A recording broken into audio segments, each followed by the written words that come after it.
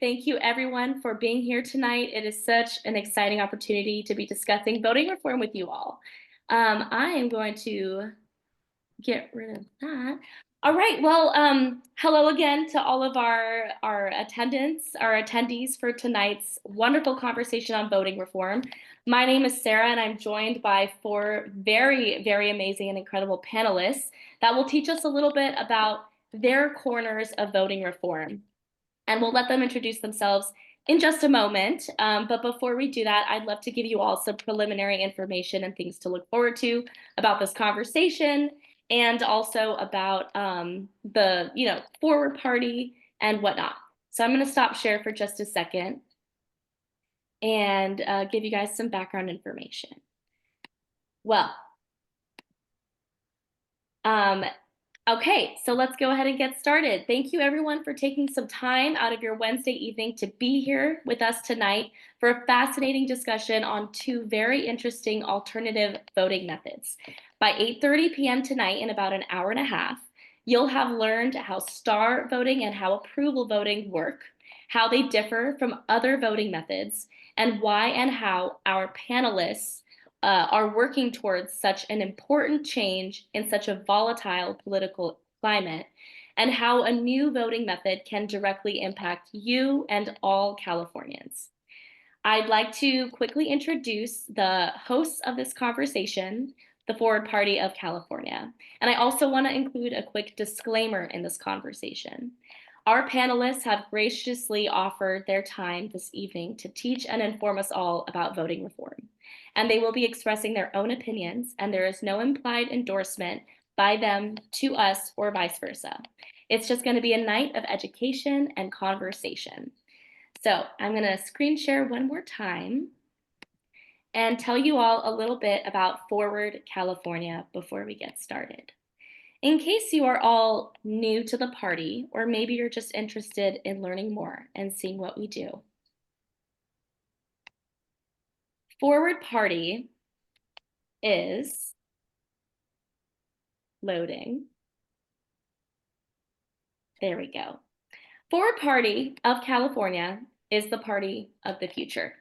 We are advocating for solutions that are innovative, collaborative, and responsible. And ultimately, we strive to fix the system, serve the people, and build the future. So that's really Forward California in a nutshell. So if that's interesting to you, we hope that you'll stay involved with our programs.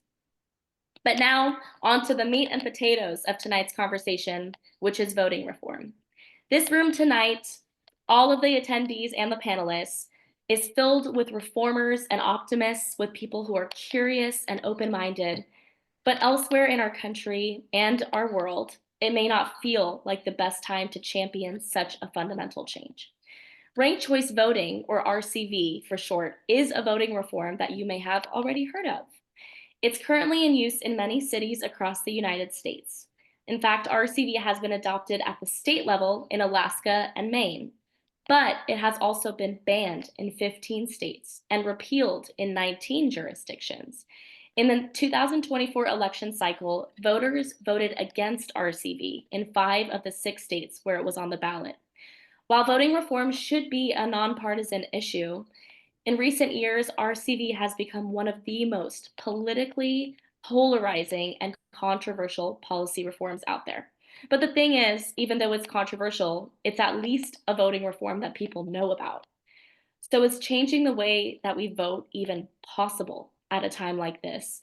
And if it is, why not just stick with a reform that people know about, like ranked choice voting? Why even explore other methods like approval or star voting?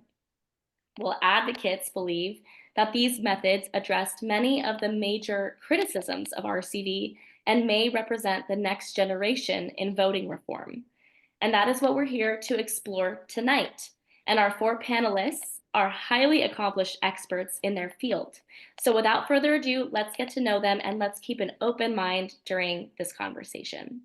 So I'm now going to pass the floor to our panelists to give a quick introduction to you all about who they are and what they do and why they're here, starting with Alan, then we'll move on to Sara, then Michael, then Arend. All right.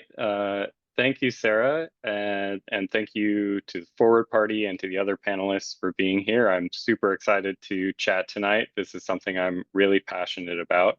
My name is Alan Savage, and I'm the president of California Approves. We are a political committee which focuses on improving democracy in California, of course, with the focus on approval voting.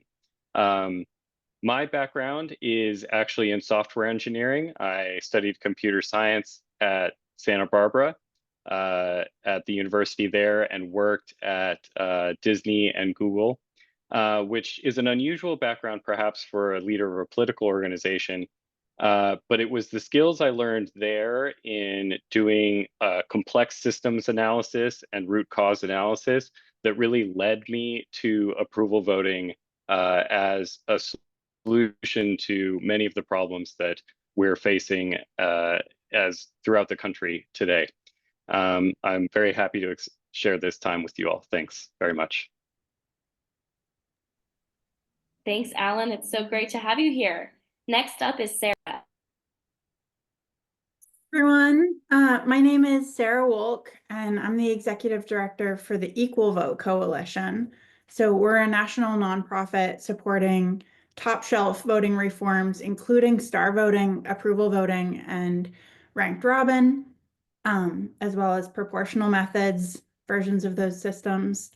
And I think for me, what drew me to voting reform is really similar to what Alan said about system design. To me, systemic problems require systemic solutions. And when I started looking at how I could make a difference and how I could get involved, this really struck me as I think the most effective thing we can do to kind of exponentially have an impact on every other issue we care about. So thank you for having me. And I think definitely lots of mission alignment here in terms of empowering voices and leveling the playing field. Absolutely. Thank you, Sarah, for being here. Next up, Michael. Hi, everybody. I'm Michael. Thank you so much for having me. I'm also a systems person. I'm interested in fixing the problem behind the problems. Um, I'm affiliated with the Center for Election Science, which is the main national nonprofit advocating for approval voting nationally. I just finished my 6-year term on the board of the Center for Election Science, and part of that time I was the chair. And I live in Los Angeles, and I'm thrilled to be here. Thank you, Michael. We're thrilled to have you here. Last but not least, Arend. Hello, everyone. Yeah, thank you so much for having me here. I'm really excited for this conversation. I'm Arend. I'm based in Los Angeles, and I'm the production lead at Equal Vote, together with Sarah. And I am also one of the leaders in our Star Voting California chapter. My background is also in software engineering, and some of the projects I've worked on in that realm with Equal Vote is one of them is our bettervoting.com app, which is an app where you can create elections using star voting, approval voting, as well as ranked choice voting and a number of other methods. And the other project that I worked on and really proud of is the RCV Changed Alaska website. So the Alaska RCV elections are very controversial, so I was really happy to have been able to help make and share that website to really break it down for everybody exactly what happened. So that's all from me. I'm really excited for this conversation. Thank you, Arend. So thank you so much to our panelists for being here, and we can't wait to learn from you all. As the attendees of this conversation may have caught on to, we have 2 panelists that are representing star voting and 2 that are speaking on behalf of approval voting. So we'll have a very balanced conversation tonight, and it'll be very exciting to see where the values and the visions kind of differ and where they converge and align. So that'll be really fun. One quick note for the attendees of our conversation tonight. We welcome your conversation or your questions for our panelists, because from 8 until about 8:20 to 8:25, we will have a dedicated Q&A portion for our panelists. So if at any point you have a question for them during the course of this night, feel free to use the Q&A function in Zoom. So if you look at the bottom of your screen, whether you're on a computer or your phone, you should see towards the middle of your screen, possibly, there's a little Q&A function. You click that button, you submit the question. You can choose to submit it anonymously if you'd like. You'll submit the question, and then we will see the question on our end, and then at around 8 o'clock, we'll start answering audience questions. So please feel free to submit any and all questions that you have for us. Thank you. All right. Well, many people in this room might know how our current voting system works. Many people might know how RCV works. But not a whole lot of people in this room might know exactly the mechanics of star and approval voting. I will admit I am one of those people. So we are so lucky that our panelists actually prepared a crash course to teach us about the mechanics of star and approval voting so that we can learn how each voting mechanism works before we really get into the nitty-gritty of why we should care about it. So I'm going to screen share again, and then our panelists are going to present a quick little crash course on how their chosen reform works so that we are all on the same page. So give me one moment to screen share. And be prepared to have your socks blown off. All right, everybody, let's learn about star and approval voting, shall we? Starting with star voting. So I'm going to hand it over to our star folks to teach us about star, and when you want me to advance to your second slide, let me know. Sounds good. Yeah, so I'll be covering these slides. This is what a star voting ballot looks like. So you're going to be giving each candidate a score on a 0 to 5 scale, with 0 being your favorite, or sorry, 5 being your favorite, 0 being your least favorite, and then you would score all others as desired. So in this case, Andre was this voter's favorite, gave them 5 stars. Blake was their least favorite, and scored everyone else in between. And in fact, they gave David and Arend equal scores, gave them both 1 star, which is totally fine under star voting. If you have an equal preference between candidates, you're encouraged to just go ahead and put that opinion on the ballot. Let's jump over to the next slide. And we'll talk a little bit more about how we take these ballots and create a result.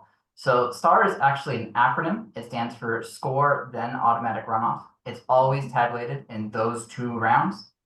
In the first round, the scoring round, all of the stars get added together, and then the top 2 score getters become front runners in that final round, in the automatic runoff round.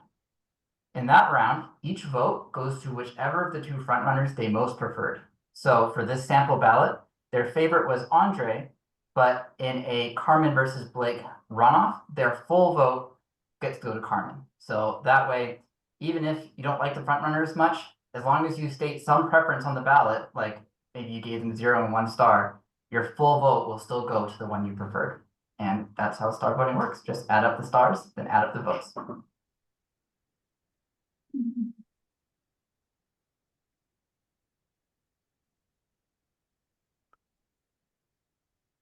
Pardon me?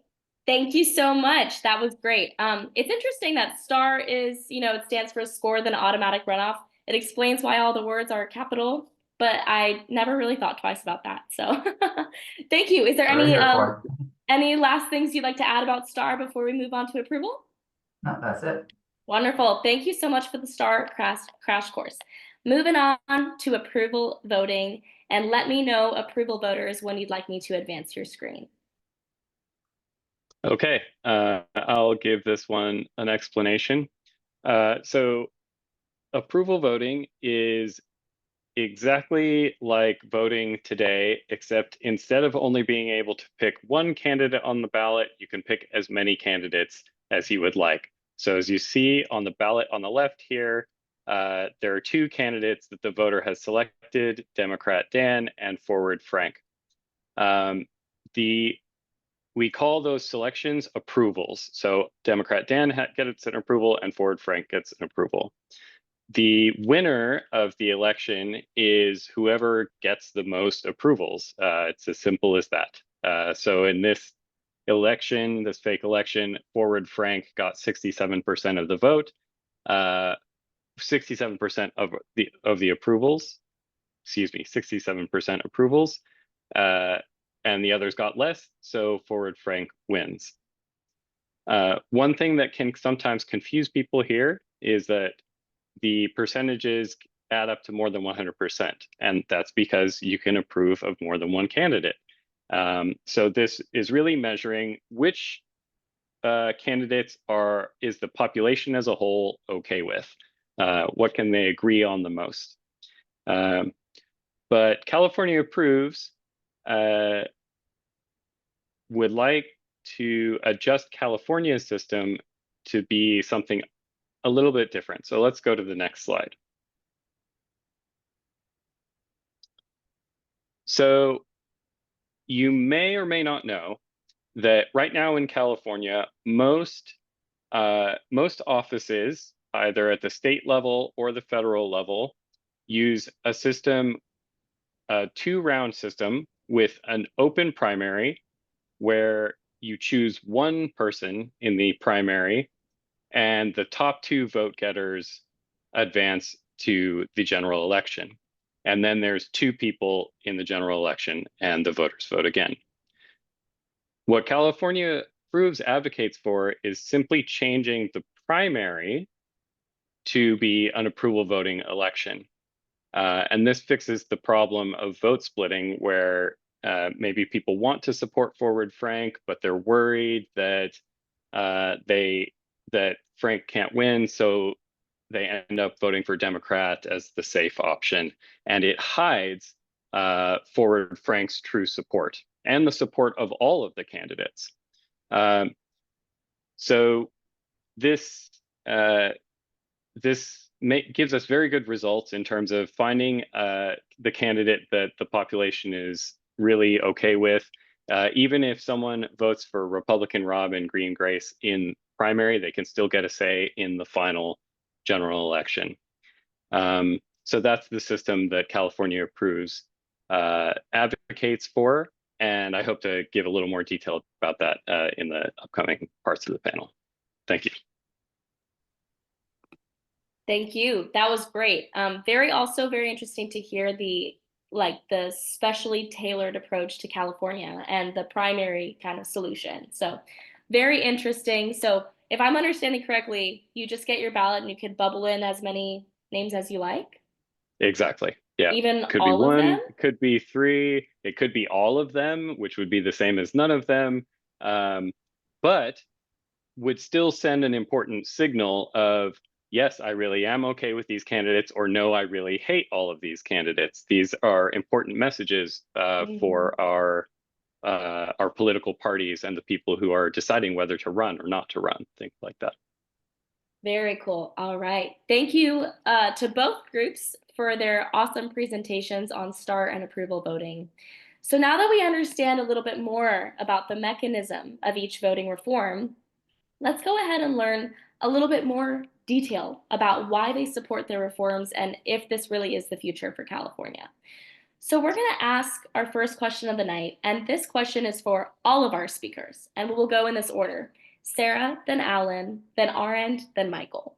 And the question is, why not just go with RCV? It's a reform that a lot of people know about, and it's been on the ballot several times, and it has even succeeded at the state level in some places. Why not just champion RCV? Well, that is the million-dollar question for sure.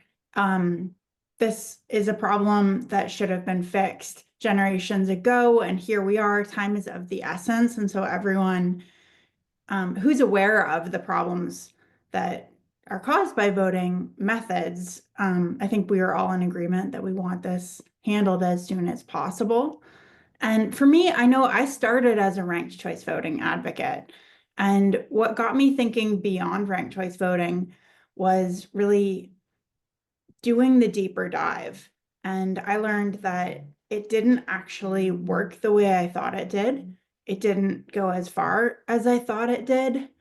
And it opens us as a voting reform movement up to a number of issues that I think are completely preventable and that invite a lot of backlash.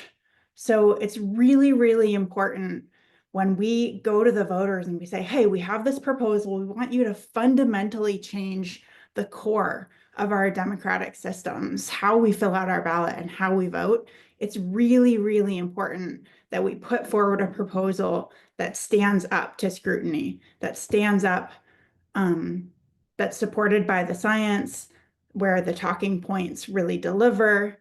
And what we've seen, I think, is unfortunately, a sad state of affairs. In the 10 years or 12, 15 years since I've been involved, we've seen kind of the election science community really ringing the bell and saying, hey, this doesn't do what you're saying. You need to qualify your claims. We're going to invite a bunch of backlash if we just ram this through with false pretenses. And then that actually has played out in the real world. So ranked choice voting, like you said, it's now been banned in 15 states. It's been repealed widely.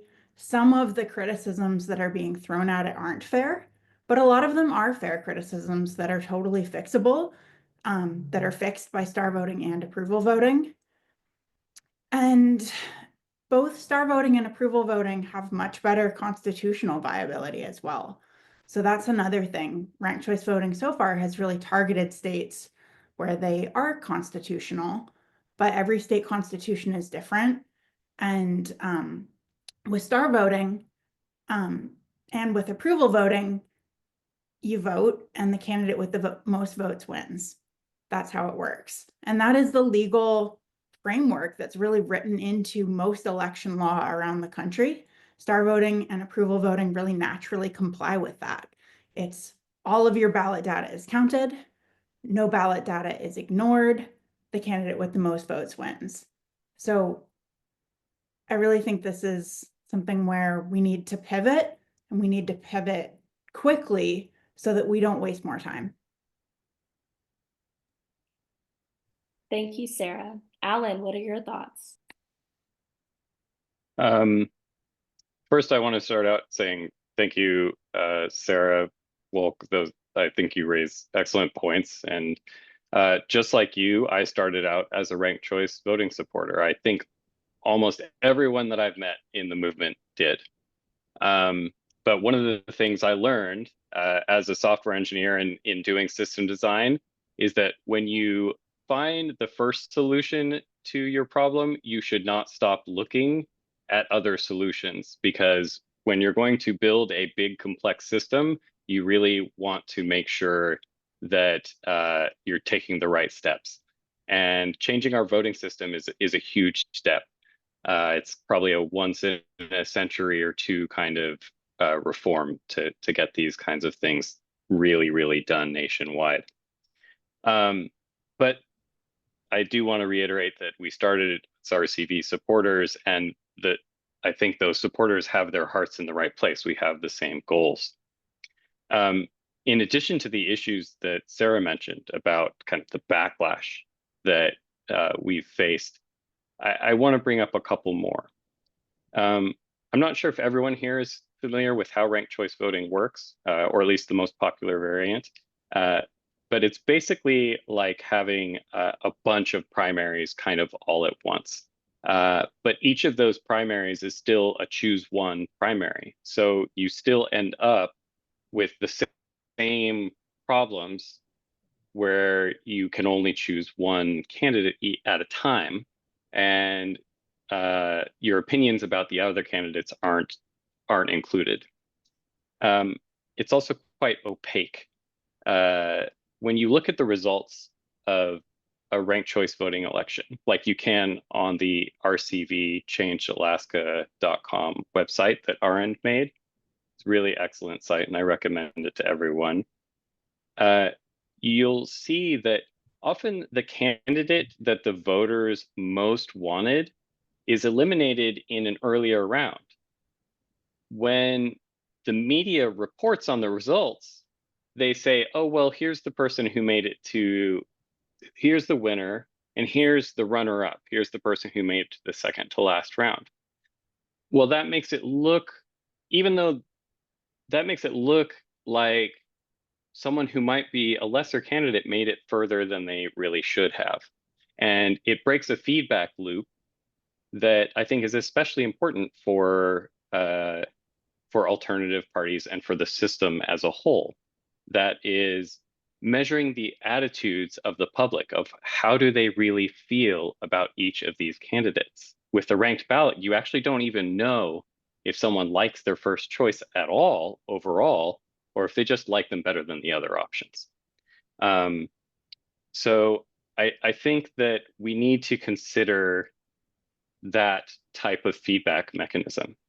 The other point is the complexity bit also erodes trust. We're already in an environment where there's a lot of people who are trying to erode trust in our election system, and a lot of it is unfair, and I don't want to give them any ammo unnecessarily, especially when there's better options on the table. Both star voting and approval voting are easier to implement systems. They're easier to understand the results. They're easier to implement, to use as voters. And I think that will generate more trust in the public. It will generate more trust in the media. And we shouldn't settle for something just because it was the first thing that we landed on, especially now that we've had the backlash that Sara talked about. Thank you. Thank you, Alan. And I'm glad that you talked about public trust, because I think that that's kind of an existential political issue that I'm sure we'll get more into in this conversation. Arend, what about you? What do you think? Why not just go with Yeah. RCB? Yeah, so like I think all of the other panelists, I started as a ranked choice voting supporter because I was really excited about the vision and really excited to get those changes through. But over time, I lost faith that it can deliver on its promises, and that's what ultimately led me to switch gears to star voting. And the promise I want to focus on that it didn't deliver on is whether it actually encourages more candidates to run. So I'm going to cite a research report. Jonathan Kollner wrote a report about the short-term impact of ranked choice voting, looked at trends across hundreds of ranked choice voting elections. And he found that after ranked choice voting is adopted, more candidates run. More candidates see an opening. They're excited to leverage the system to make it more easier to run without being afraid of being a spoiler candidate. But after a few election cycles, very quickly, the number of candidates that are running diminishes to the same number that are running prior to ranked choice voting. So if that's the case, feels like what's the point of putting in all this effort towards this whole new method if I'm not actually going to get that many more choices to vote on with my new expressive ballot? And Alaska really is the perfect case study for this, because again, the details are at rcbchangealaska.com, where their first time using ranked choice voting, more candidates ran. More particularly, there were 2 Republicans who ran because they thought it was safe to run without vote splitting, but they did split the vote. That Sarah Palin in that election was a spoiler candidate, and the election went over to the Democrat. And there was a more moderate Republican that lost, even though, according to the ballots, he represented the consensus opinion in Alaska. 70% of voters ranked him in their top 2. But because of the way ranked choice voting is tabulated, he was eliminated first, and then it went to the other 2. So that is the election that triggered all this backlash. And then the next election cycle, again, there were lots of candidates who wanted to run, but they were pressured out. The parties no longer felt safe running that many candidates, no longer trusted ranked choice voting to be able to handle it. So they were pressured out, and it became a 1 versus 1 race. And then it flipped back to Republicans. So very tragic to see, because it took a lot of effort to get that passed, but then it didn't end up changing the dynamics of the races, because we still just have 2 candidates running, 2 like viable candidates running. There are more candidates, but there were only 2 competitive candidates who are comfortable running. Thank you, Arend. Very interesting to hear the candidate perspective. And Michael, We'd love to hear your thoughts. Why not just stick with RCV? Sure. Yeah, I think all of the panelists probably would agree that I think we'd all agree that RCV, it's fair to say that RCV is definitely better than the status quo. It is an improvement. But none of us is here are advocating for RCV because we recognize that while RCV sounds like it would be great, and I think that's one of the reasons it has so much staying power is that when sort of people look at it, they think, oh, that should work. It doesn't actually fix all the problems we're actually trying to solve. And so the methods, approval voting and star voting, are all simpler, much simpler and easy to implement. They do a better job. The sort of the thinking in election science has moved away from ranking methods towards evaluative methods like this. These methods also, they don't just, one problem with RCV is that it spits out a winner, but it's sort of a black box. It doesn't tell you at the end of the day it doesn't give a measure at the end of the day of how many people were satisfied with that outcome or how many people would have preferred a different outcome. I mean, you can sort of try and glean it, but it's sort of guesswork and it's hard. Approval voting and star voting provide a ton of data. I mean, the fact that they provide a winner is just sort of the icing on the cake. They tell you no matter, they are robust systems where any number of people can be on the ballot, any number of people can bring their ideas to the table. And at the end of the election, not only do you know which one is the most popular, which one has the most support, you know for every single person how much support they actually have. And that isn't something that our current voting method does, and that's not something that RCV does. And I think personally, to me, that's one of my favorite things about approval voting. Is that it provides all this information. I think that is vital information for everybody to know what people actually want instead of being presented like we are currently with just two choices or a small number of choices and sort of having the information that we get out of an election limited to this person won. Thank you, Michael. These were all really wonderful questions, and I see Sarah's hand is up, so I'm going to let her contribute. Yeah. Yeah, I know we have a lot of questions, but I'm just dying to add one thing here. Michael mentioned that, we probably all agree that at least ranked choice is better than what we have now. And I want to kind of shout out California for not actually having the worst system out there. The current California system with a top two general election fully eliminates vote splitting and the spoiler effect in the general election. There are still some issues in the primary that can happen where the wrong two candidates can advance. But you'll notice that both California's current system and both of our proposals here today start by identifying the top two candidates and then find that majority preferred winner or the finalist with the most support. And that's really, really fundamentally better than what a lot of the country has, where vote splitting and the spoiler effect absolutely can happen. And ranked choice can mitigate that spoiler effect, but it can still happen. So there are a lot of different considerations for is something better than what we have now. And I'll be brief, but in terms of like just outcomes scientifically, ranked choice maybe performs a tiny bit better than California's current system, but introduces a lot of really serious new problems at the same time. So the question is, are these things deal breakers? And can we afford, why would we want to get this like marginal improvement on one metric while, introducing new deal breakers at the same time, especially when there's better options on the table? Thank you, Sarah. And our next question is going to be the perfect time to elaborate on exactly what you talked about. But before we move on, I just want to point out a few things that really stuck out to me in our panelists' answers. The first of which is the constitutional viability of star and approval across the nation. I think that's fascinating. Its ability to gauge public opinion effectively, its ability to get more candidates to run, and the sheer amount of data that you get from star and approval outcomes. And that, as Michael said, the winner is just the icing on the cake.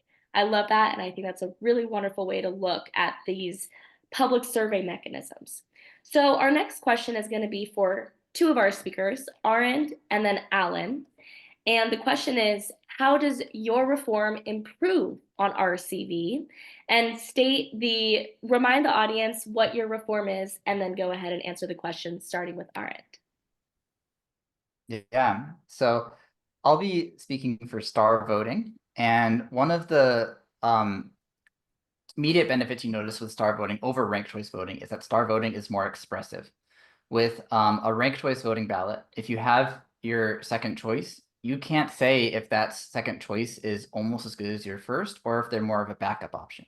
Whereas with star voting, you can say if your second choice is a 1-star candidate or a 4-star candidate, or maybe a 5-star candidate. Maybe your first and second choice are people that you actually feel like identically about and want to give them both the same score. And that could be really valuable for a lot of people. Like if you think about lower information voters who maybe just want to give 5 stars to all of their party, that's totally viable on under star voting. And that ability to give equal support also has a number of knock-on benefits. If you have a crowded field with 20 candidates, then you can give an independent score to each one of them. Whereas with ranked choice voting, you're limited to how many ranks are available on the ballot, usually 5 or 6, with some minor exceptions that go further. But then you run into other problems with having like a big grid on the ballot. Whereas a star, you can get you can give everybody an independent score. And another thing about that is when voters do decide to give equal rankings under ranked choice voting, like for example, if they gave 2 people their first choice votes, their vote would like very likely get thrown out. That we see that when jurisdictions adopt ranked choice voting, the rates of ballots being voided triples. And that happens disproportionately among communities where English isn't their first language, maybe they have trouble understanding the instructions, as well as other marginalized communities like income and all of those dimensions. So those problems exist under Choose One, but ranked choice voting makes those problems worse. And as has been said a number of times, when it comes to tabulation, ranked choice voting has a tendency to hide a lot of those second choice rankings in the results. Whereas with star voting, all of the data is always counted, and your full vote's gonna make a difference, whether it was a 1-star or a 5-star for each candidate, it's gonna make a difference in that scoring round. And then in that runoff round, your full vote is gonna go to whoever you most preferred between the front runners. Thank you, Arend. And Alan, what about you? Okay, so I'm going to talk about approval voting and what it improves over ranked choice voting. There's quite a number of things, and there's quite a bit of overlap with what Arend was talking about. The first thing I kind of want to talk about is transparency. So with approval voting and an approval voting primary, it's really, really blindingly obvious what happened. People mark their ballots, and then the numbers that come out create a bar chart, just like the one you saw, and it's really obvious who won. It can be audited the same way that it's done today. It can be recounted in sub-districts the way it's done today. We'll get into some of the tallying stuff later, I think. And I think that transparency, as Arend mentioned, is really, really important, I think, for alternative parties to grow and show their support. We've had many other parties in California for a very long time, and none have been able to get traction because they're always seen as a spoiler. In none of the places that ranked choice voting does exist have third parties really blown up and succeeded. That's not something we've seen in San Francisco or Berkeley. And it's not something we saw in Maine or in Alaska. And it's not something, even if you look abroad, that you really see a lot of in Australia, where they also use it. So I think that showing support for every candidate is really important. It's also really, really much easier to implement. In St. Louis, where they use approval voting, they managed to implement it in under 6 months, I think it was. It was passed in September, and they used it in March the next year. Seattle passed ranked choice voting a few years ago now and still hasn't managed to use it in their elections. In every place it's been implemented, it's taken years to implement. But in California, because we already have the top two system, and all of the voting machines already support settings to let you select more than one candidate, it's really just a procedural change. So the implementation cost is much, much lower. And that can be a major win, especially when you're talking about implementing it at a local level, where buying new voting machines or getting a new change to tabulation can be quite expensive and prohibitively expensive for smaller jurisdictions. Yeah, I think I'll leave it at that for now. Sounds good. And I think we'll have an opportunity to expand a little bit on the implementation later in the panel, but I'm glad that you touched on the feasibility and like the realisticness of these voting reform implementations, because we are, you know, California is, and Forward Party is, a state and a party of smarts and intelligence and feasibility. So it's really important that we address that as well. So our next question is for our other two panelists, Sara and Michael. And my question for you is, if you were to give like a 60-second elevator pitch to a Californian on the sidewalks of your hometown, and you had to quickly, succinctly, and accessibly discuss the benefits of your voting reform, what would you say? And what would you say about why you believe your voting reform is the best one for California? So, in an elevator pitch, why your reform for California? Let's start with Sara. So one of the biggest reasons that I think we need voting reform is to empower and actually incentivize voters to really step up to vote and to vote their conscience.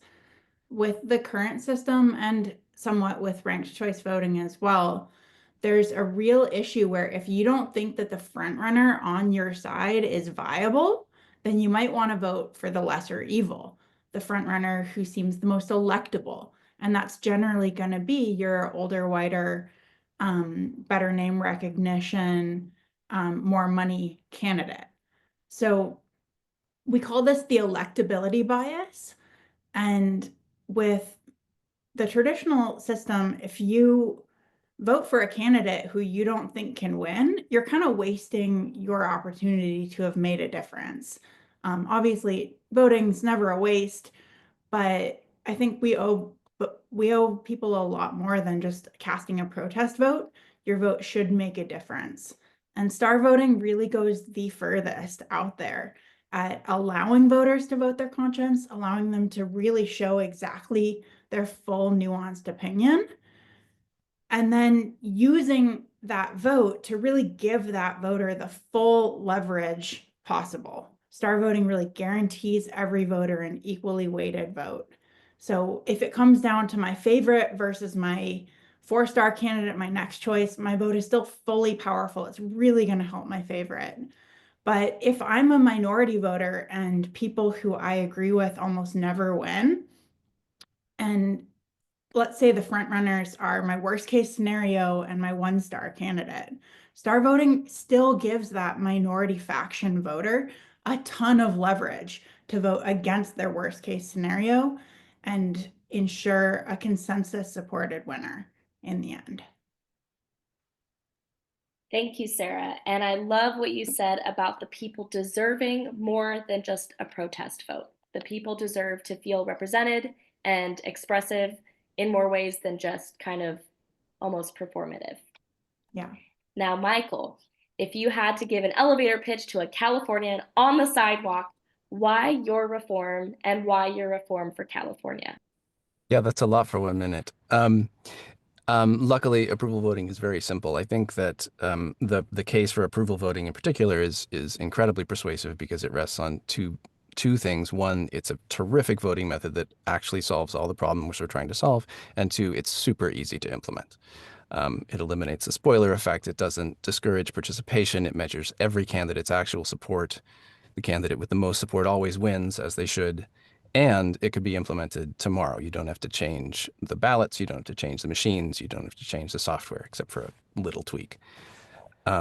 Yeah, and that's why approval voting in general, I think approval voting basically is the way we would invent voting if we were inventing it from scratch, because it answers the question we're trying to answer, which is, of all these options, how do people feel about each of them? I love it, and I think you did it in a minute. So your Californian is very happy and moving along to their next meeting. And I like that you didn't restrict yourself to, well, what kind of voting do we have? It's, well, if we were to start from scratch today, what would we do? What would be the best method? I think that's a really great way to look at voting reform. So our next question is for the panelists, Sara and Alan. And my question for you is, despite the differences in your efforts, one of you is advocating for STAR and one of you is advocating for approval. Can you tell us about how STAR and approval voting reform communities build alliances and actually work together to advance maybe each other's reforms, but also just reform in general, starting with Sara? So STAR voting and approval voting are really naturally compatible in a way that I find really, really refreshing in such a polarized landscape politically. And I think that point of agreement is really rooted in an agreement on the science. The science is really strong and clearly supports both approval voting and STAR voting, both in terms of accuracy, logistic viability, the whole 9 yards, user friendliness. And the other thing that I think makes STAR voting and approval voting really compatible is that we offer different things. So different jurisdictions are going to have different, I think we all have kind of the same set of priorities, but how we weight those priorities might be different. In some communities, you're depending on what voting reform you already have or what political climate, one might be more viable than the other. They're both super easy to implement, but approval is kind of like the simplest possible way to solve this problem, whereas STAR voting is really the most like inspiring and expressive way to solve this problem. It really maximizes voter expression, and I think does a really good job of inspiring voters to learn about these different candidates and have a nuanced opinion. So they're also really compatible in terms of implementation. If I could snap my fingers today and the USA just all used one voting method, it would be approval voting, because it really looks like the current ballot. It looks like a traditional ballot, but it stops the bleeding, it solves the problem. And from there, it's really easy to upgrade to STAR voting. So, I think it's a huge lift to change the voting method, to do voter education. I'd rather just go to my preferred system, but approval voting's a great option as well. Thank you, Sara. And now from the approval perspective, from Alan, how are these two reform communities compatible? How are they working together? How can they advance each other's initiatives? So first off, thanks again, Sara. I agree everything that you said. I agree with 100%. I'm going to take a little different approach and talk about what we're doing. So California Approves is a part of the Equal Vote Coalition. So we try and work together to do things like this, help educate the public. One of the things that I think we really hold in high esteem is intellectual honesty. And I think that's a value that Forward California really shows as well. It's like the hashtag math group of people. And I think that we can support each other by promoting those values. And I think that we can also continue talking with other organizations with other compatible reforms. For example, California Approves also works with the Proportional Representation Coalition. I think we would be happy if the California legislature switched to proportional representation, but our governors and our mayors were elected with star or approval voting. But we're pragmatic, and I think the people of California are pragmatic people too. And as Sara said, like this is that's kind of why we go mostly for approval voting.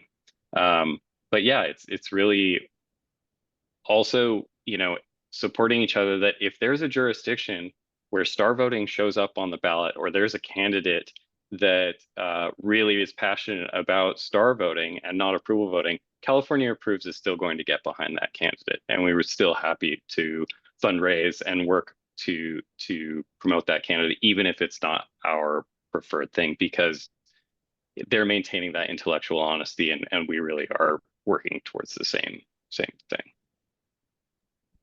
Thank you, Alan. And I think you both hit on a very important point that resonates strongly with Forward California as well, which is that there's a fine line between clearly defining your lanes and becoming too fragmented as a group of reformers. So when you find fellow groups that have integrity in their nature, you have to find ways to uplift them, even if the end goal isn't necessarily the same. Thank you both for your answers. All right, our next question is going to be for a member from Approval and a member from Star. We're going to be asking these questions of Michael and Sara.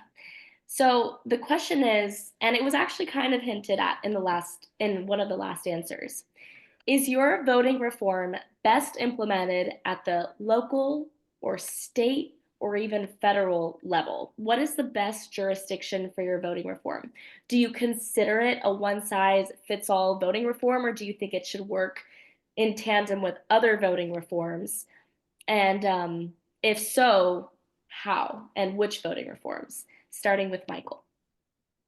Thank you. That's a great question. I think that approval voting is sort of like, to me, is sort of the foundational method. It is the way that it's what, like I said earlier, it's what we would invent if we were to invent a voting system from scratch. I think it's something that can and should be used for basically every decision we need to make collectively, whether we're picking a movie that we all want to go watch, or what restaurant we all want to go to, or we're picking a mayor, or we're picking a senator, or we're picking a president. I really think it's sort of, and as Sara said, it's a great sort of place to start. And then, if we were to start there and want to sort of add nuance to it, it's easy to expand up to something like Star. But I think it's the default for making decisions, whatever those decisions are that we're trying to make collectively, because it answers the question we're trying to answer, which is, how does everybody feel about all these options? Thank you. My cat might make a guest appearance, just so you all know. She's awake. All right, Sara, you're up. What do you think? Do you think that your voting reform is a one-size-fits-all, or do you think it best fits at a certain level of government? I really do think star voting is one size fits all. In voting reform, I think what we really want is kind of the holy grail, just because voter education is so difficult, and it's a big lift and it needs to be done well. There's a huge benefit for consistency, just nationally, at the national, statewide, and local levels, using one consistent system that works great for everything. And for star voting, I really like that I can show, this is my favorite, and here's how much I prefer them to the front runner on my side. I do have nuanced opinions as a voter generally, and star voting allows me to show that in a way that's really respected. It's just a simple 5-star rating. So in terms of a nuanced opinion, this type of grading scale is what's used every day in schools, in academic settings. It's the exact same thing as A, B, C, D, E, or not E, but F. It's exactly the same as the 5-star rating from a voter perspective. You're just comparing options. So yeah, I think it's the way to go, and let's do it. Thank you. I really appreciate those thoughts, and it's nice to hear that there might be a solution out there that really can cater to every level of government, because that's something that, you know, you hear a lot about. It's like, oh, this is better for federal. No, this is better for state. Maybe it doesn't have to be that way. Yeah, very So adaptable. very adaptable, exactly. So in our last roughly 5 minutes, I think we can squeeze in 2 more questions. And my first question, let's have 2 speakers per question. And I'll let whoever feels comfortable answering the questions go ahead and speak. So the first question is going to be, let's talk a little bit more about the logistics of star and approval voting. We talked a little bit about tabulation and, you know, vote counting mechanisms earlier in the call. Can you elaborate a little tiny bit more on that, as well as the security and the transparency of the system itself and its constitutional or legal viability? Can we have 1 star and 1 approval vote representative?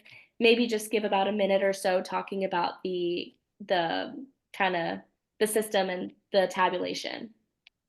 Go for it, whoever's comfortable starting. Alec. Okay, thanks.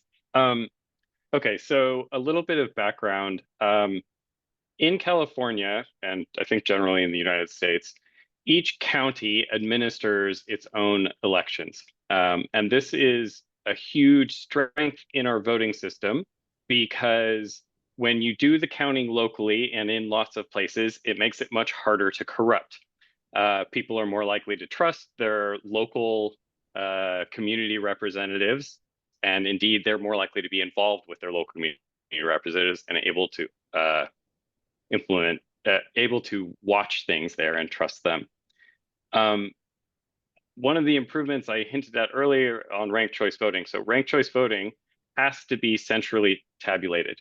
You have to collect all the ballots, if we were to do it statewide, from the entire state, send them to one location and run them through machines to count them. As Michael said, it ends up being a black box, which kind of breaks this per county counting mechanism that we had, and it really messes with auditability. Whereas with approval voting, we already have all the mechanisms in place to do the counting. Every county's voting machines already supports it. They can hand audit statistical subsets, which you can't do with ranked choice voting. So logistically, it's exactly like it is today. You're just tallying votes, you know, a kindergarten class could do it. Yeah, so I think that's it. Thank you. And it's great to hear the simplicity of it. All right, what about a star vote representative, Arend or Sara, whoever feels most comfortable? Yeah, you said it well. Really, ranked choice voting has this centralized tabulation requirement that is an absolute disaster for not just audibility, but also for just tallying the ballots correctly in the first place. So this is something where election science nerds have been raising an alarm for a long time and saying that, you know, with ranked choice voting, if we know that we have to centralize the ballots, if we're just using this at a small local scale, that's, you know, less bad. But if we want to scale this up to a statewide or federal election, this is going to be orders of magnitude more problematic and more likely to result in a miscount. And that actually did happen. New York City, where they first used ranked choice voting, mistallied the election. It was, I think, a week or so, like 7 rounds into the tabulation after the voting, and they discovered, or they didn't discover, a third party, one of the candidates said, hey, it looks like you have the wrong number of ballots. And sure enough, they had added 135,000 fake test ballots into the count and not caught it. And that's only possible with ranked choice voting. In any other voting method, you count all of the ballot data. And so those kinds of mistakes would be caught, they would just be automatically really easily apparent to anyone looking at the numbers. You would be like, this doesn't add up. So with star voting, it's all addition. You add up the stars in that scoring round, and then you add up the votes in the runoff round. So that's really fundamentally the same as adding up the votes in a primary and adding up the votes in the general election, or like same with approval. It's all addition, all of the ballot data is counted, and that makes it very, very easy to secure, to audit, and to certify. Thank you, Sarah. I think it's really important that we address real life scenarios and instances of tabulation errors, because that does degrade trust by the public in reform. So it's important that we address it early and often. Yeah. Oh, yeah, absolutely. Trying to be brief, but there's also the same thing happened in Oakland, California, where it wasn't the first time ever. They've been doing ranked choice for a decade, and they mistallied not just one race, but every single ranked choice voting election, certified the winners, and didn't notice that there had been a comprehensive catastrophic mistally until 50 days later. So Wow. it's a big problem. It's completely preventable. It's absolutely plays into all the concerns of the Republican Party, which, you know, our current system has a lot of issues, but it's very secure. If we're going to upgrade it, we need to upgrade it to something that's just as secure. That's a great point. We cannot compromise the security or integrity of our election system. Very good point. All right, our last question before we get into about 15 to 20 minutes of audience Q&A. By the way, I see all of your questions. Thank you so much for submitting them. Our last question are for our other two panelists, Michael and Arend. And the question is, now that we have a better feel for these reforms and we understand them a little bit better, can you describe how we can realistically achieve them? What is currently being done, and what can listeners do to support the movement? Is there ballot initiatives? Do you have, other ideas for involvement and support? We can start with Michael. I think you said my name first. Yeah, okay. So, well, I mean, the great thing about having organizations that are organized and are advocating for these things is you don't have to do it yourself. You can support them. And for the last decade or so, I've thrown my lot in with the Center for Election Science, and they're the people that I've given my money to and my time, a lot of time. Yeah, I mean, that's one great way to do it, is to support these organizations that are advocating for the things that you stand for. Absolutely. And a lot of these organizations are very grassroots, and they're very volunteer driven, and $1 goes a very long way. And we'll have an opportunity also to plug your guys' organizations at the end of this conversation. So last but not least, what can we realistically do to implement your reform, Arend, and how can supporters get involved? Yeah, we are always looking for donations, whether it's your time or your money. Like, it goes a long, long way. And in terms of if you're interested in volunteering your time for, you can go to our websites, starvoting.org/join. You can sign up, and that will lead you into our orientation sessions, which we run twice a month. You can also sign up for the next orientation session at starvoting.org/orientation. Those are run by me. I help to onboard every new person who is interested in helping out. And we have so many different places to plug people into. We have a software team who's helped working on bettervoting.com. We have people focused on social media, people focused on scheduling events. And yeah, basically people focus on research. We have lots of those people in our community as well. So yeah, any way you want to help, we would love to have you. And I'm sure that, yeah, any organization you want to plug into, we just we're truly appreciative of any time you want to give to help. And we're trying to do more canvassing, get word out there more. So all the things. Love it. And obviously, same goes for Forward Party and other types of political reform. We need people power. Well, we have about 15 minutes of audience Q&A coming up, and a lot of really, really great questions in the in the chat. So thank you all for submitting your questions. We're going to get through as many as we can in the next 15 minutes, but whatever we don't get through, if you're unsatisfied with your question not being answered, you can email us at the end of this conversation and we can find answers for you. This is not the end of the conversation. It is only the beginning. So our first question, and this goes towards no particular panelist, but maybe we'll limit it to about 1 to 2 panelists per question so we can get through as many as we can. Our first question is this. Please describe the potential pros and cons when tallying approval versus star voting. Anyone who wants to speak to it can just unmute and start talking. I think I already answered this one. You know, they're both just tallied with addition.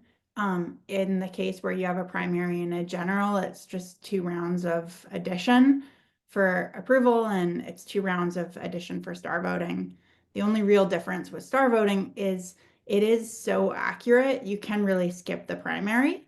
And even in California, I think it complies with the top 2 requirements. So we could skip the primary altogether. And we would recommend doing that in cases where there are less than 5 candidates, or 5 or less candidates. At some point, if there's a really crowded field, it's helpful to have a primary just to narrow it down.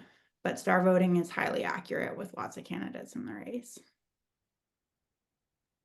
Thank you. Great answer. Anyone else want to contribute their thoughts before we move on to the next question?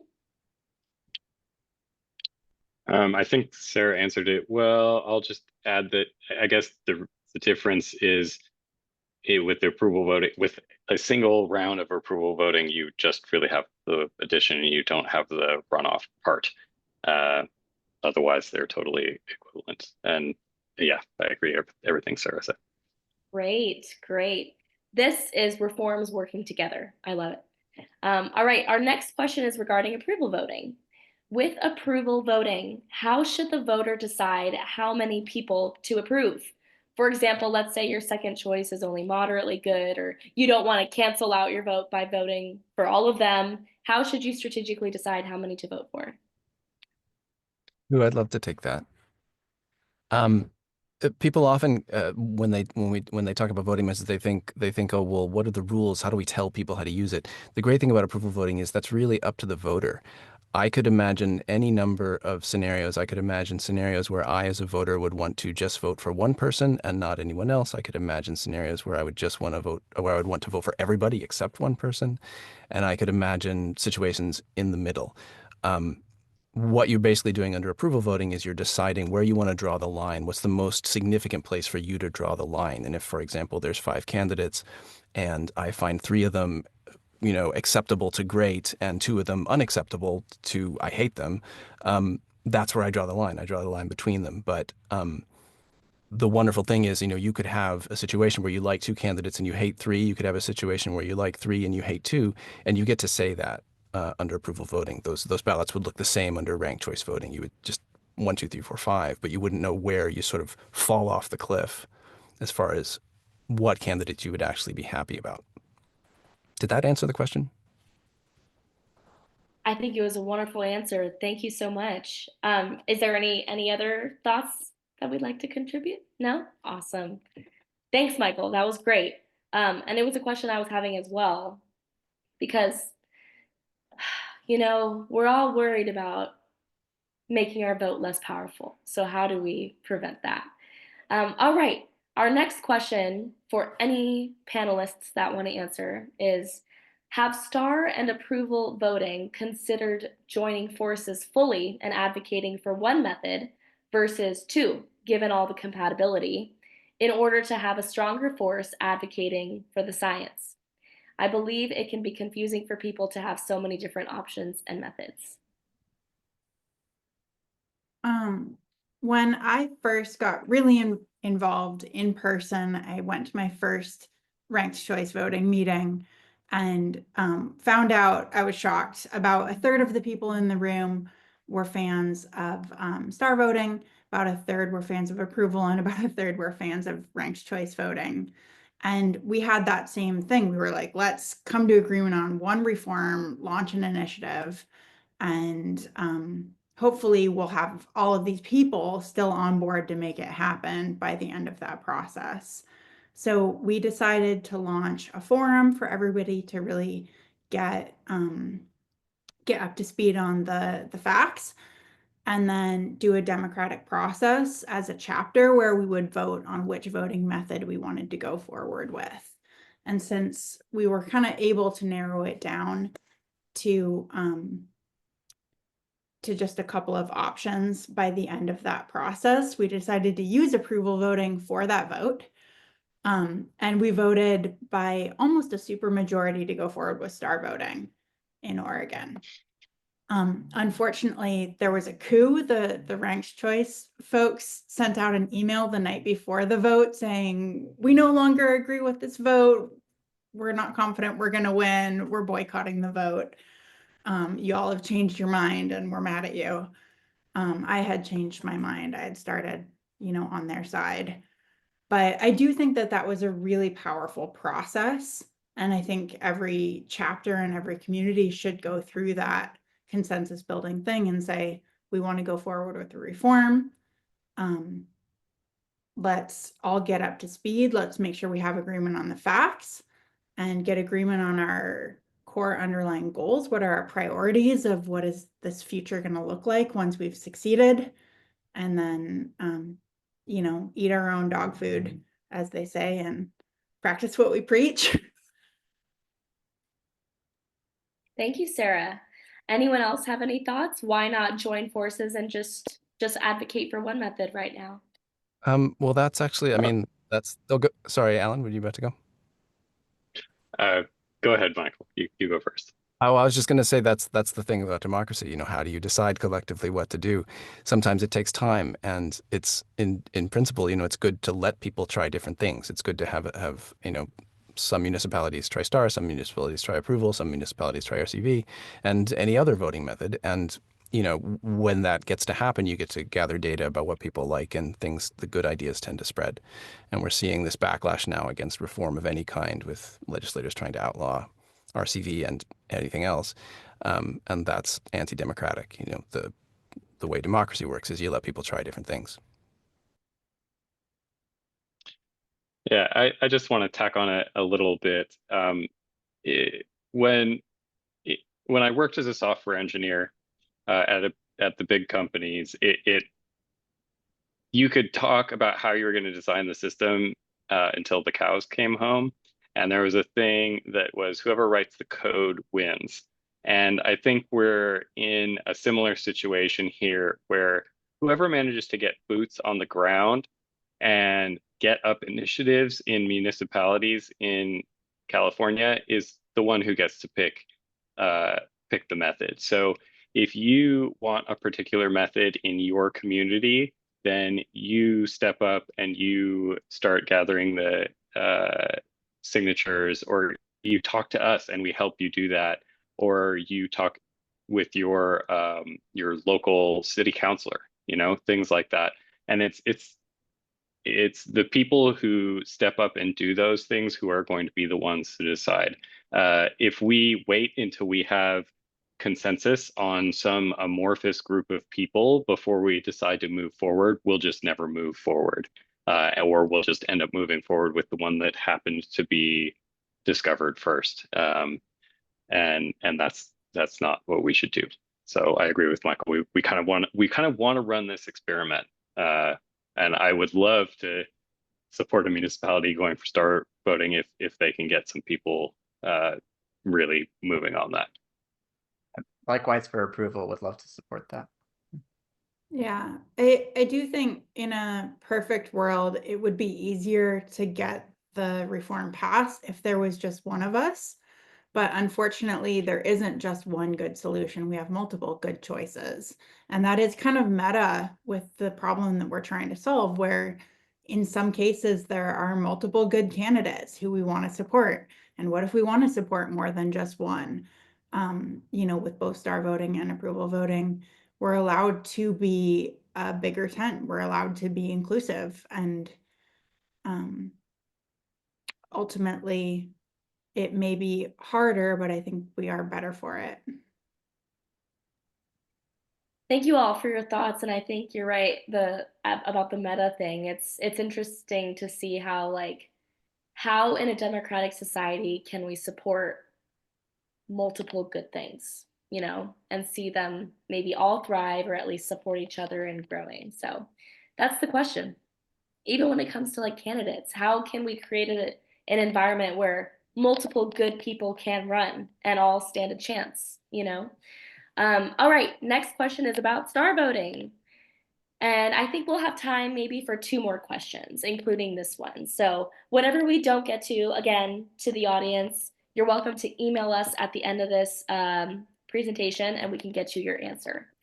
So this second to last question reads, in star voting, how can a voter express differences among candidates that they don't support, like bad, worse, or worst, without weakening their support for their favorites? Especially in a large field, does STAR allow enough expressive power to clearly oppose some candidates without helping them compete? Go Yeah. for it, Arend. Yeah. Yeah. So when I fill out a star ballot, I personally, I tend to go like, okay, 5 stars my favorite. This is 0 star I really don't like, and then I will give like a 1 star to the ones that I don't like but still like better than the other ones. And it is kind of a trade-off, like because you are by giving them 1 star, I'm at the same time like risking uh at by giving them 1 star, I am helping them a little bit, but I'm saying that that's worth it to me to make sure that my vote would go to them in a head-to-head runoff to ensure that my worst case scenario doesn't happen. And I think what the questioner might be getting at is this concept of later no harm versus favorite betrayal. So ranked choice voting has this property where your ranking somebody second or third doesn't hurt your first choice. But there's another favorable property called favorite betrayal where it's safe to vote your honest favorite first, and ranked choice voting fails that. So the approach that STAR takes is to really balance both of them to where you give your honest preference and you're very unlikely to be in the later no harm scenario where like one of your lesser choices hurts your favorite. And you're also very unlikely to be in the favorite betrayal situation where you honestly vote for your favorite and that backfires. So we've run simulations and star voting really does really well on both fronts, but it's impossible to get perfect on both. But star voting does a good job of balancing it and doing really well on both. Thanks, Arend. Sarah, do you have anything you'd like to add about star voting before we move on to our last question? Yeah, so the one thing that a lot of people mix up or are confused about star voting is that runoff is binary. So even if I gave, 1 star to somebody and I actually really don't love them and it turns out they're in the running, in that runoff, my full vote, 1 person, 1 vote goes to the finalist I prefer. It's not like 1 star for this person or 2 stars. So giving a little bit of support to somebody in the scoring round doesn't mean you've given them any support in the runoff. Thank you. That's an important distinction, and I think one that experimenting with star voting more can get us more comfortable with is like the difference between the star round and the runoff, or I guess the voting round and the instant runoff round. Was that how it went?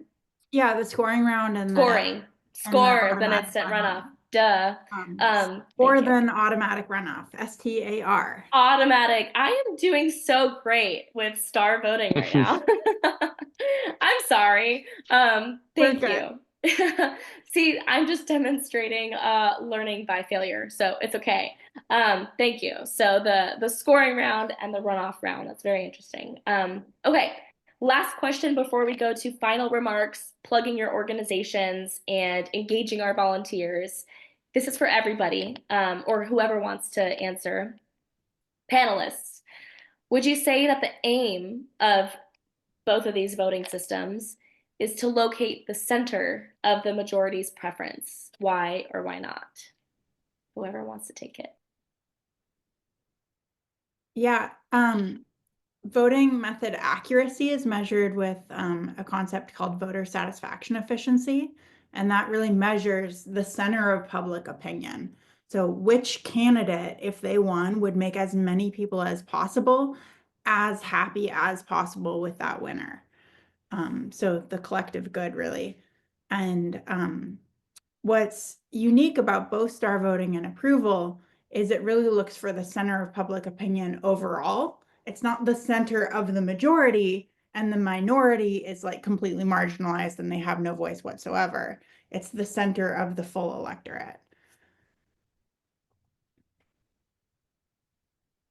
And yeah, just to add to that, yeah, so under choose one and ranked choice voting, there's this race to get to the largest plurality, like whether it's under so like ranked choice voting doesn't always give a majority, but in theory, once you hit 51%, you don't need to worry about the other 49%.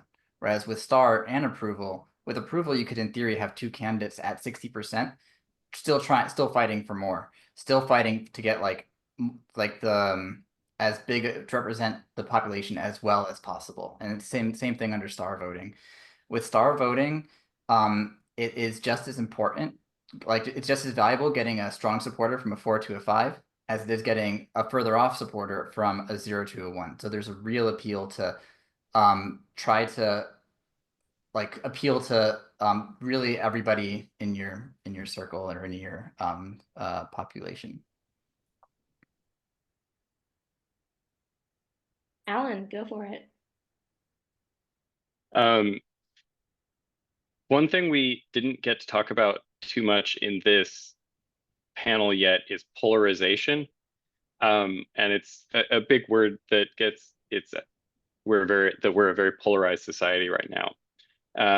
If you look at simulations of the different voting methods and kind of chart winners on a two-dimensional axis, where the center of the chart is the center of public opinion, what you'll see is with star and approval voting, they land pretty much on the center. And with choose one voting and ranked choice voting, they kind of make a donut around the center.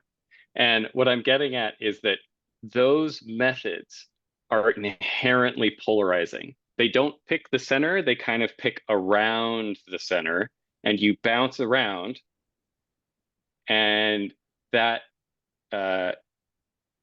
creates that kind of that polarizing effect, and we see it out in full force today. Very important to address polarization and how our voting has contributed to it. Sara? Yeah, thank you, Alan, that's the direction I was trying to go here too.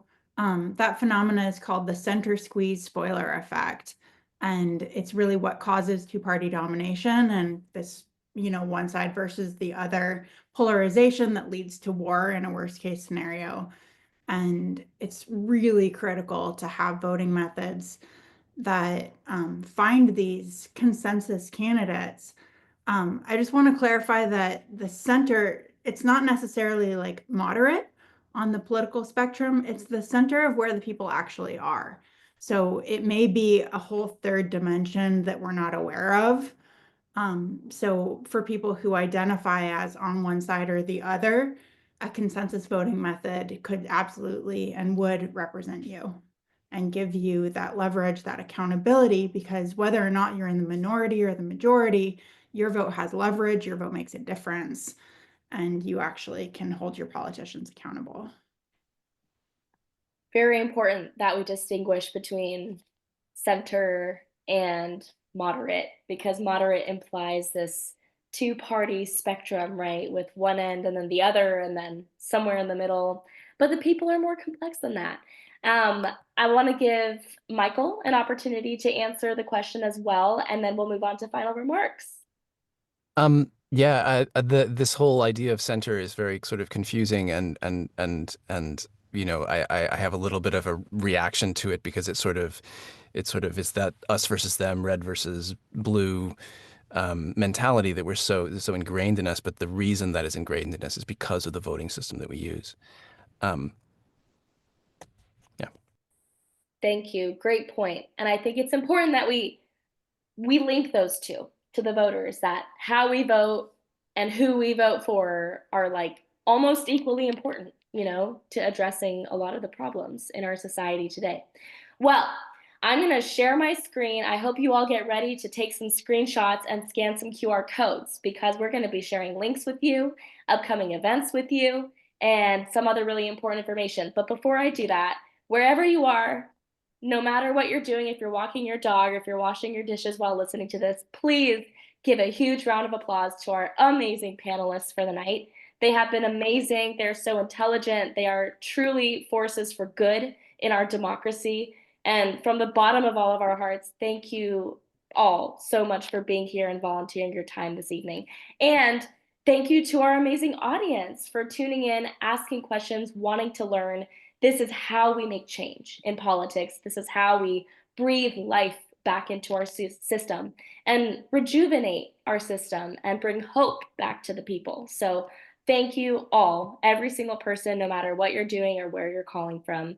You are so important. So thank you. So I'm going to share my screen, share a few slides.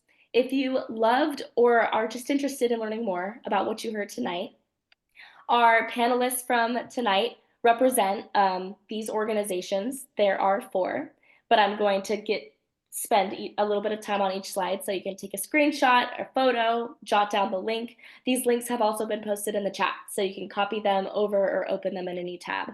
The Center for Election Science, California Approves.org, both of them, Equal Vote Coalition, equal.vote, and starvoting.org. Please take a look at their websites. Please reach out to them if you want to learn more, if you want to volunteer your time, if you want to contribute $1, please do that. These are volunteer-driven movements, and they need your human capital to thrive.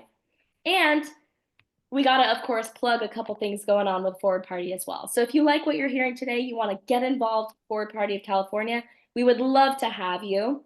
The first and most important thing that you can do is help us qualify to be actually a party in California, and we do that by reaching nearly 80,000 registered voters. So if you scan the leftmost QR code on your screen, you can change your voter registration to Forward Party, and there are steps on how to do that. And don't worry, it won't impact your ability to participate in any elections at all, except closed presidential primaries, which we don't have to worry about for a few years. You can also join our Slack workspace. That's where we have a lot of stuff going on. That's where we keep every volunteer up to date on what's happening in Forward Party California. And you can also just check out our website and reach out to us, send us an email. We would love to hear from you. And we have an exciting announcement. We have just launched a Forward Party of California matching fundraiser. We have a wonderful, kind, and very generous supporter who is matching every contribution up to $10,000. So if you'd like to contribute even $2, that $2 can be turned into $4. And $4 can send a lot of emails, text messages. It can reach a lot of doors. So scan that QR code on your screen or visit our website. Contribute as much or as little as you want to, because whatever you do donate will be doubled. So thank you all again so much. If your questions weren't answered, you can email us and we'll get you the answer. And yeah, we want to respect your schedule. It is 8:30. Have a wonderful, wonderful night, and we'll see you at the next one. Thanks, everybody. Thanks so much. Thank Forward you. Party. Thank you. It's so great to have you all. For having us.